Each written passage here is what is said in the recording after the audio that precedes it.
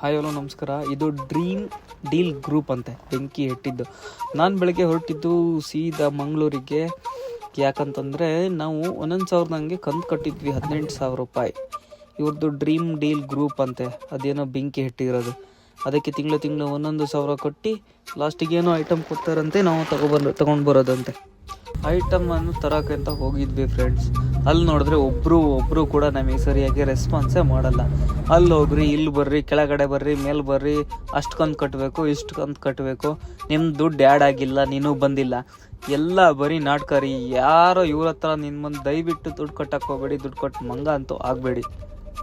ಇವ್ರೇನು ಸರಿಯಾಗಿ ದುಡ್ಡು ಮಾಡ್ಕೊಂಡಿದ್ದಾರೆ, ಆರಾಮಾಗಿದ್ದಾರೆ. ಯಾರು ದುಡ್ಡು ಹೋದರೆ ಇವ್ರಿಗೇನು, ಇವ್ರು ಹೇಳೋರು ಕೇಳೋರು ಯಾರಿಲ್ಲ. ನೀವಂತೂ ದಯವಿಟ್ಟು ಮಂಗ ಅಂತ ಆಗಕ್ಕೆ ಹೋಗ್ಬೇಡಿ ದಯವಿಟ್ಟು ಫ್ರೆಂಡ್ಸ್. ನಾವಾಗಿದ್ದು ಇವನೊಬ್ಬ ಮ್ಯಾನೇಜರ್ ಅಂತೆ, ಒಬ್ರಿಗೂ ಗೌರವ ಅಂತೂ ಕೊಡಲ್ಲ, ನೀನು ತಾನು ಅಂತ ಮಾತಾಡ್ತಾನಂತೆ. ಬಿಲ್ಡರ್ ಅದು ಇಲ್ಲೇನಕ್ಕೆ ಬಂದು ಕೂರ್ತಾನೆ, ಅದೆಲ್ಲ ಗೊತ್ತಿಲ್ಲ, ಬರೀ ಮೋಸ ಗೈಸ್. ಇವ್ರದ್ದು ನೆಕ್ಸ್ಟ್ ಬೆಂಗಳೂರಲ್ಲಿ ಆಗುತ್ತಂತೆ ಫ್ರೆಂಡ್ಸ್. ನೀವು ಯಾರು ದಯವಿಟ್ಟು ತಗೊಳಕ್ಕೆ ಹೋಗ್ಬೇಡಿ, ಸುಳ್ಳ ಮಕ್ಕಳು, ಬರೀ ಮೋಸ. ನಮ್ಮ ದುಡ್ಡು ಕೊಟ್ಟು ನಾವು ಲೈನಲ್ಲೆಲ್ಲ ನಿಂತ್ಕೊಂಡು ಬೆಳಗ್ಗೆಯಿಂದ ಕಾದಿ ಅಂತಿಂತು ಒದ್ದಾಟ ಮಾಡಿ ನೋಡಿ ಎಷ್ಟು ಜನ ಬಂದು ಲೈನಲ್ಲಿ ನಿಂತಿದ್ದಾರೆ.